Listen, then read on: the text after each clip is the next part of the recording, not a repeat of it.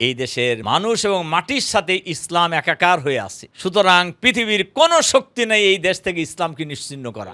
পৃথিবীর কোনো শক্তি নাই ইসলামী আন্দোলনকে নিশ্চিহ্ন করে দেওয়া। আলহামদুলিল্লাহ রাব্বিল আলামিন, আসসালাতু ওয়াসসালামু আলা রাসূলিহিল কারীম ওয়া আলা আলিহি ওয়া সাহবিহি আজমাইন। আসসালামু আলাইকুম ওয়া রাহমাতুল্লাহি ওয়া বারাকাতুহু। আল্লাহ তাআলার শুকরিয়া, যার একান্ত মেহরবানিতেই আজকের এই ঐতিহাসিক বদর দিবসের আলোচনা সভায় আমরা সকলেই উপস্থিত হওয়ার সুযোগ পেয়েছি। আলহামদুলিল্লাহ। দরুদ ও সালাম আমাদের নবী ও নেতা জনাবে মুহাম্মদুর রাসূলুল্লাহ সাল্লাল্লাহু আলাইহি ওয়াসাল্লামের প্রতি। সম্মানিত সুধীমণ্ডলী, ভাই এবং বন্ধুগণ, আজকে 17ই রমজান, ঐতিহাসিক বদর যুদ্ধ। আজকের এই দিনেই মুহাম্মদুর রাসূলুল্লাহ সাল্লাল্লাহু আলাইহি সাল্লাম মক্কা থেকে মদিনায় হিজরত করার দ্বিতীয় বছরে বদর প্রান্তরে এই ঐতিহাসিক যুদ্ধ সংগঠিত হয়েছিল। এই যুদ্ধ কেন সংগঠিত হয়েছিল? এই যুদ্ধে রসুল সাল্লাল্লাহু আলাইহি সাল্লামকে আগে আক্রমণ করছিলেন না। রসুল সাল্লাল্লাহু আলাইহি সাল্লামের কাছে খবর ছিল, ইনফরমেশন ছিল যে মক্কা থেকে আবু জেহেলের নেতৃত্বে 1000 সশস্ত্র বাহিনী ছোট্ট মদিনা রাষ্ট্রের বুনিয়াদ ধ্বংস করে দেওয়ার জন্য আক্রমণের জন্য অগ্রসর হচ্ছে।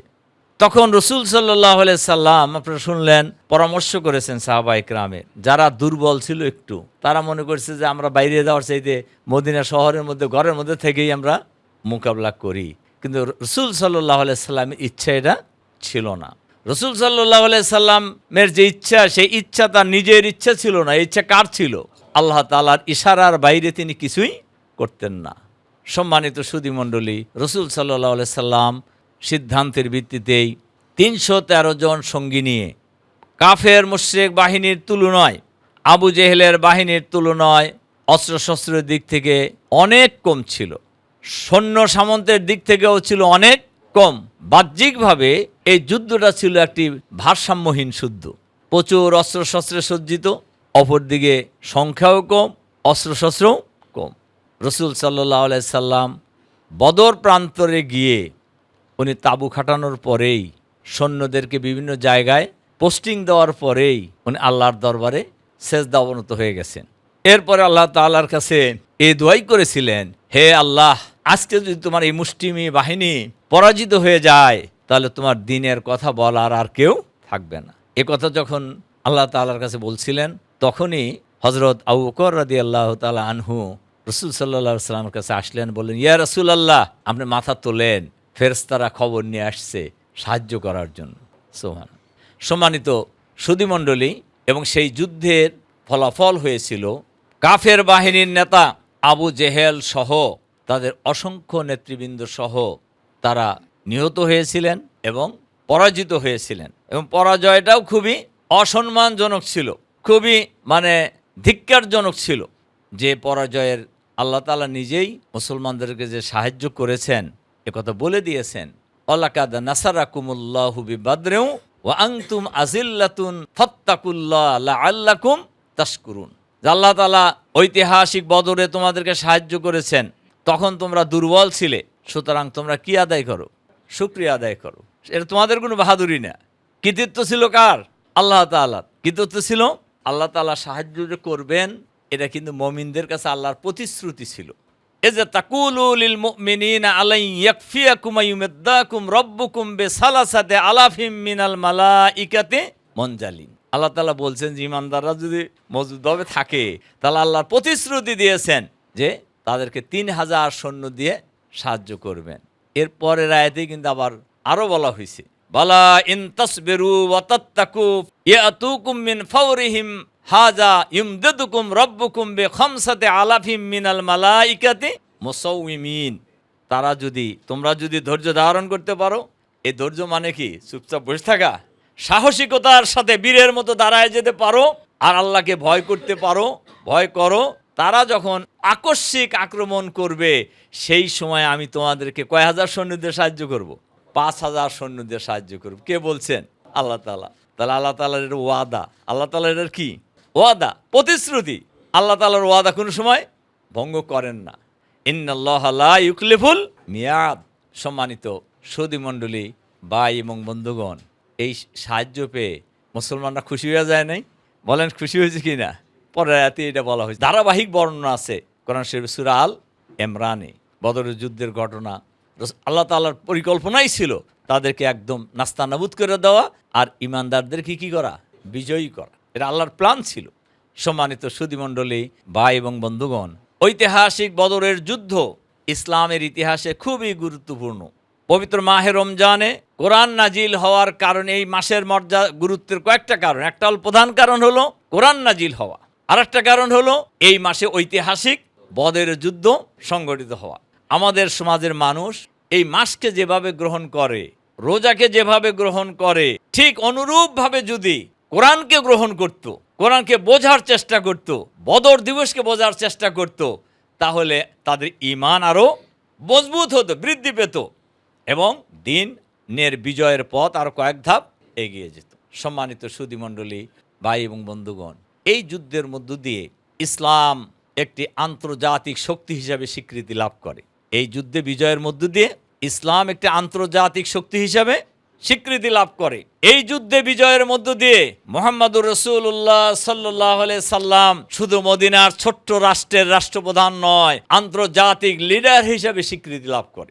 এই যুদ্ধের বিরাট গুরুত্ব আছে। কাজেই আজকে বাংলাদেশে শতকরা 90% মুসলমানের এই বাংলাদেশে এই বদরের যুদ্ধ থেকে আমাদের কি শেখার আছে? আল্লাহর নবী যে বাহিনী নিয়ে গেলেন, উনি কার উপর নির্ভর করে গেছেন? সৈন্য সামন্ত যা আছে এইটা জোগাড় কইরা নির্ভর করছেন কার উপরে? অমাইয়া তাওয়াক্কাল আলাল্লাহ ফাহুয়া হাসব। যে ব্যক্তি আল্লাহর উপর নির্ভর করে, আল্লাহ তার জন্য যথেষ্ট। আল্লাহ তাআলা কিন্তু আবার বলছেন, ওয়া আলাল্লাহি ফালিয়া তাওয়াক্কালিল মুমিনুন, মুমিনদের আল্লাহর উপরই নির্ভর করা উচিত। আমরা যারা এই আন্দোলনকে বিজয়ী করতে চাই, তাহলে আমাদের এই সাহসিকতা, ধৈর্য এবং তাকওয়ার নীতির ব্যাপারে হইতে হবে কি? আপোষহীন। নির্ভর করতে হবে কার উপরে? আল্লাহ তাআলার উপরে। আর সাহায্য চাইতে হবে কার কাছে? কোনো পরাশক্তির কাছে নয়। কোনো পরাশক্তির সাথে কাছে নির্ভরশীল হয়ে আমরা এই দেশে দিন বিজয়ী করব না ইনশাআল্লাহ। আমরা আল্লাহ তাআলার উপর নির্ভরশীল হয়ে ইমানের চেতনায় বলিয়ান হয়ে আমরা এই দিনকে বিজয়ী করার জন্য সামনে এগিয়ে যাব ইনশাআল্লাহ। আর এই মেসেজ আমরা সবাইকে দিয়ে দিতে চাই, ইসলাম এমন একটি শক্তি, যে শক্তিকে জুলুম, নির্যাতন চালিয়ে, আক্রমণ চালিয়ে, শহীদ করে এই আন্দোলনকে বন্ধ করা যাবে, দমন করা যাবে না, পরাজিত করা, পরাজিত তারা হবে ইনশাআল্লাহ। আল্লাহ তাআলা আমাদের সাথে আছেন। কি আছে না? কি বলেন, আছে কি না? নইলে আমাদেরকে যুদ্ধ অপরাধী, সন্ত্রাসী, রক্কাটা, জঙ্গি হেন অপবাদ নেই আমাদের বিরুদ্ধে দেওয়া হয় না, এন প্রচারণা নাই আমাদের বিরুদ্ধে করা হচ্ছে না। এই প্রচারণায় যদি 1%ও মানুষ বিশ্বাস করতো, জামাত শিবির লোকেরা রাস্তায় চলতে পারতো না। কিন্তু আমাদের চলতে ফিরতে কেউ অসুবিধা হয়? কেউ এটা বিশ্বাস করে? এবং যারা আমাদের বিরুদ্ধে ষড়যন্ত্র করছে ওরাও বিশ্বাস করে না যে জামাত শিবিরের লোকেরা এই কাজের সাথে জড়িত। এটা জামাতের একটা বিরাট অর্জন।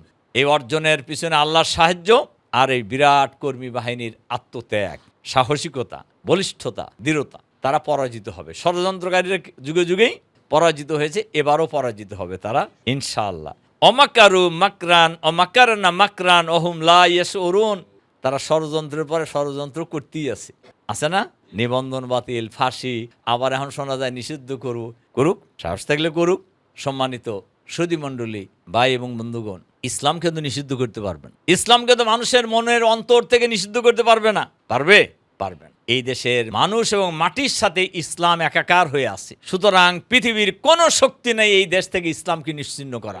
পৃথিবীর কোনো শক্তি নাই ইসলামী আন্দোলনকে নিশ্চিহ্ন করে দেওয়া। আল্লাহ তাআলা তার নবীকেই বলছেন, ফানজুর কাইফা কানা আকিবাতু মাকরিহিম। হে নবী, অপেক্ষা করো, দেখো ষড়যন্ত্রকারীদের পরিণতি কি হয়েছিল। আন্না দাম্মারনাহুম কাওমাহুম আজমাইন। আমি তাদেরকে তাদের গোষ্ঠী শুদ্ধ ধ্বংস করে দিয়েছি। আল্লাহ আছে না এখনো? ইনশাআল্লাহ। কাজেই আমি আপনাদের কাছে এই অনুরোধ রেখে আমার কথা শেষ করতে চাই, বদরের চেতনায় উজ্জীবিত হয়ে আমাদের প্রিয় জন্মভূমি বাংলাদেশে আগামী দিনে ইসলামী সমাজ ব্যবস্থা কায়েমের জন্য আমরা সামনে এগিয়ে যাব ইনশাআল্লাহ। এই ক্ষেত্রে সকল বাধা বিপত্তি, জুলুম, নির্যাতনেরকে উপেক্ষা করে আমরা এগিয়ে যাব। ইসলাম বিরোধীরা যতই ইসলামের আলোকে নিভাই দিতে চায়, ইসলাম বিরোধীরা শিক্ষা ব্যবস্থা ধ্বংস করে দিতে চায়, বিচার ব্যবস্থা ধ্বংস করে দিতে চায়, গণতন্ত্রকে ধ্বংস করে দিয়ে এই দেশে এককভাবে চিরদিনের জন্য স্বৈর শাসক হিসাবে থাকতে চায়, তারা এই দেশের জমিন থেকে নির্বাসিত হবে ইনশাআল্লাহ। আল্লাহ তাআলা আমাদেরকে যার যার জায়গা থেকে সঠিক ভূমিকা পালন করার মধ্য দিয়ে আজকের ঐতিহাসিক বদর দিবসের চেতনায় উজ্জীবিত হয়ে এগিয়ে যাওয়ার তৌফিক দান করুন। এই কথাগুলি বলেই আপনাদের সাথে প্রতি আবারও আন্তরিক সালাম এবং মোবারকবাদ জানিয়ে আমার কথা এখানে শেষ করছি। আল্লাহ হাফেজ। আসসালামু আলাইকুম ওয়া রাহমাতুল্লাহি ওয়া বারাকাতুহু।